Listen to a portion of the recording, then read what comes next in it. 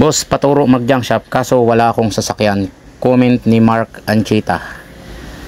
Mga kabubog, gandang araw. Ako si Kabubog. Dating magbubuti at ngayon junk shop owner na. At nangangarap ang magkaroon ng isang farm. Samahan niyo ako sa video ito. Mga kabubog, may nag-comment nga sa atin si Mark Anchita at nagpapaturo ng kung paano mag-junk shop ngunit wala siyang sasakyan. Yun ito mga kabubog, kung gusto nyo mag-junk shop at wala kayong sasakyan, ito ang gawin nyo. May puhunan naman siguro, kasi gustong mag-junk shop di may puhunan. Basta may puhunan kayo, may tambakan kayo, may pwede kayong pag-istakan at maganda yung location nyo, pwede kayong mag-junk shop kahit wala kayong sasakyan. Ganito ang gawin nyo. Halimbawa, nasa parting probinsya kayo, may mga nagdi-deliver dyan galing Maynila.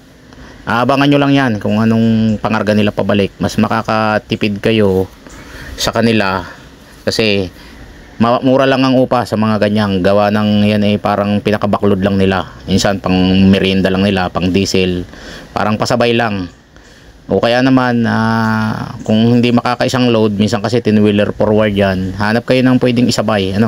Ganyan ang mga ginagawa ng mga may junk shop sa parting Mindoro, parting Visayas, na wala silang mga sasakyan, parting Bicol, nagja-junk shop sila, wala silang sasakyan.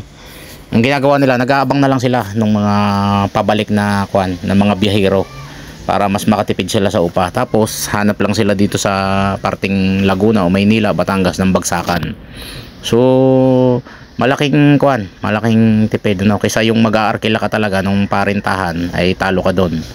Huwag mong gagawin yun. Pwede rin naman kung halimbawang per kilo, labanan mo ng per kilo. Kung pumapatong ka sa bakal ng 4 na piso, pwede mong sabihin piso sa iyo, piso sa truck, o halimbawa 5 tinulada o 5,000 yun.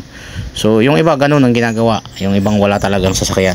Hindi hadlang ang walang sasakyan para hindi ka makapag-junk shop.